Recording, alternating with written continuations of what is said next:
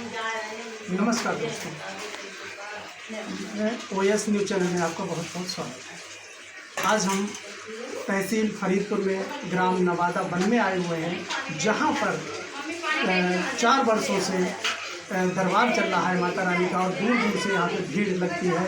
और यहाँ पे जब आने के बाद में देखा है तो काफ़ी भीड़ मिली है। अब चलते हैं यहाँ के जो भगत जी हैं उनसे कुछ पूछते हैं कि यहाँ पर किस किस प्रकार का इलाज होता है और कितनी कितनी दूर से यहाँ पे जो लोग आते हैं। और आने के बाद में यहाँ पर जो तांत्रिक क्रियाएं होती हैं उनको भगत जी कैसे समझाते हैं और उनका निवारण कैसे करते हैं। तो चलते सीधे भगत जी से बात करते हैं। भगत जी, आपका शुभ नाम क्या है? राजवीर सिंह। भगत जी, यहाँ पे जो आप दरबार लगाते हैं तो ये दरबार आप कब से लगा रहे हैं? मेरे को 4 साल हो गए। 4 साल हो गए। अच्छा, ये भगत जी बात बताइए, जो कि आप पे ये सिद्धि है, ये आपने कैसे सिद्धि को प्राप्त किया है? ये मेरी दीदी थी, मेरे से छोटी, उनके ऊपर महाकाली की आपके की कृपा आई थी, सिद्धि आई थी। तो यहाँ पे 10,000 लोगों की संख्या में मरीज रहते थे। तो उनकी सिद्धि आने के बाद उन्होंने 1 साल दरबार यहाँ पे चलाया था। बहुत बहुत अच्छे भले भी करे थे, बहुत बहुत दूर से लोग यात्री लोग यहाँ आते थे। तो फिर 1 साल बाद हमने अपनी इच्छा के अनुसार शादी कर ली। तो वहाँ उनके ऊपर जो सिद्धि थी वो सिद्धि चली गई।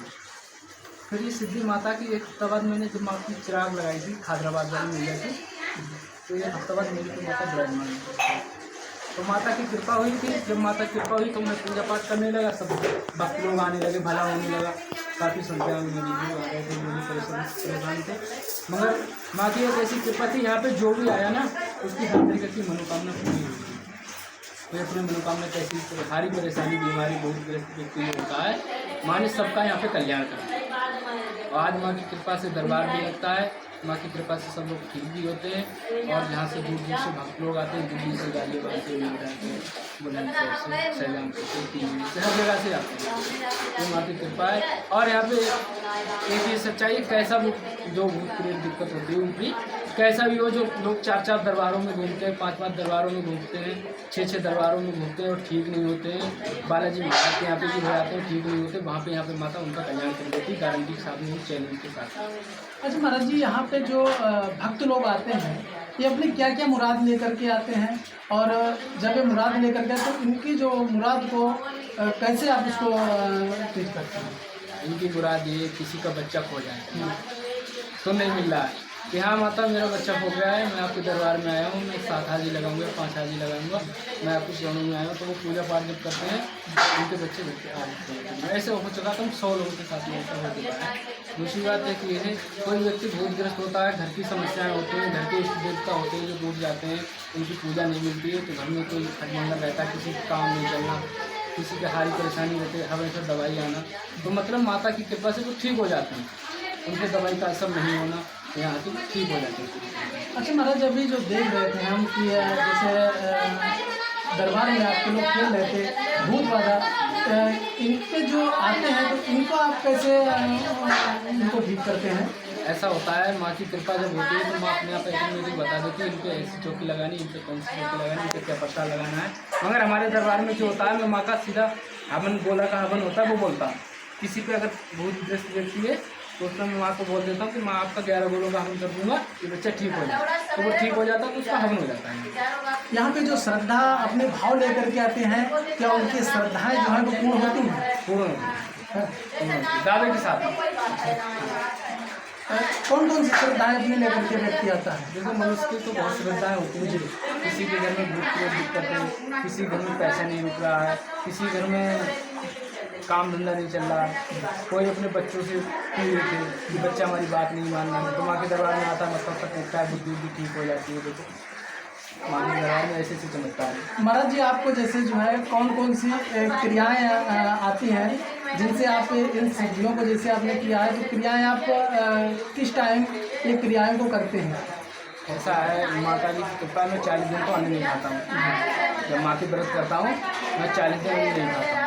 40 दिन जब अन्न नहीं खाता हूँ तो कैसा भी मरीज आ जाए, एक फूंक मारेंगे ठीक हो जाएगा। भूतग्रस्त होना चाहिए, ये नहीं है कि कैंसर है मैं वो दावे नहीं करता हूँ कि मैं कैंसर ठीक कर दूंगा, कि मैं बुखार उतार दूंगा, वो दावे नहीं करता हूँ।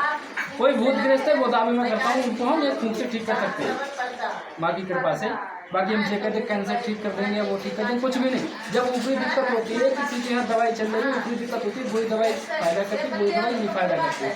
जब वो माँ के पास में आते हैं, जब उनको दुआ मिलती है, तब उनको दवा भी काम करती है। समझ रहे हैं आप? जब माँ के दरबार में शरणों में आए वो, जब उनको दुआ मिलती है, माँ की लौंग पड़ी हुई मिलती है, तब उनसे दवाई का असर होता है। बाजी में ऐसा हो जाता है कि हम डॉक्टर के यहाँ जाते रहते हैं, दवाई लाते रहते हैं, वही दवाई कभी एक हफ्ता फ़ायदा कर देती है, एक हफ्ता नहीं फ़ायदा करती है। तो जो पीड़ित लोग होते हैं वो परेशान रहते हैं, फिर वो अपनी माँ के दरबार में आते हैं तो पूछते हैं कि बताओ गुरुजी, हमें इतना दवाई खाते हैं, ठीक भी रहते हैं, नहीं ठीक रहते हैं, ऐसा क्या है?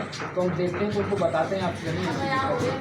अच्छा, जो लोग बोलते हैं कि मतलब आपके पास आते हैं अपनी आशा लेकर के कि आज हमारा जो है बच्चा खो गया है या कहीं बाहर है, तो वो लेकर के आते हैं कि महाराज ये हमारा बताइए, तो आप उसको कैसे बुलाते हैं?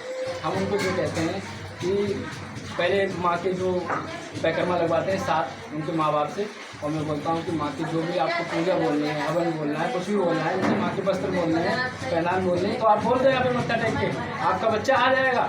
दिन भी बता दिया जाता है, 15 दिन या 2 हफ्ता माँ के यहाँ पे हाजिर जाएगा, 5 हफ्ता भी लग सकते हैं। दावा ये नहीं करता हूँ कि आपका बच्चा 15 दिन में आ ही जाएगा। समझे आप? तो ये चीज़ यहाँ पे माँ की कृपा है। बाकी तो सब भक्त आते हैं दूर दूर से बता। तो महाराज जी, अगर जैसे कोई व्यक्ति उसका नाम नहीं बता देते होंगे? नहीं, नाम नहीं बताते, नाम बताने की क्रिया माने नहीं दी है। बाकी भूत प्रेत बेइज्जती कैसा भी हो, वो गारंटी के साथ में ठीक होगा। जो चर्चा अच्छे से किसी का कार्य अगर कार्य क्षेत्र में जो है सफलतापूर्वक ना चल रहा हो तो उसका कार्य चलने लगता है, चलने लगता है, गारंटी से। तो जैसा कि अभी आपने देखा है कि महाराज जी से हमने जो वार्ता किया है और करने के बाद में जो यहाँ पे दरबार लगता है, दरबार की इन्होंने महिमा को बताया है और इन पे काफ़ी अच्छी सिद्धियाँ हैं। तो आप काफ़ी सिद्धियाँ, तो मेरा यही कहना है कि आप लोग भी आइए और महाराज जी से मिलिए, और जो भी अगर निवारण है तो माँ के दरबार में आइए और अपने निवारण कराइए। और न्यूज़ चैनल में आपका बहुत बहुत धन्यवाद। कट कर दिया।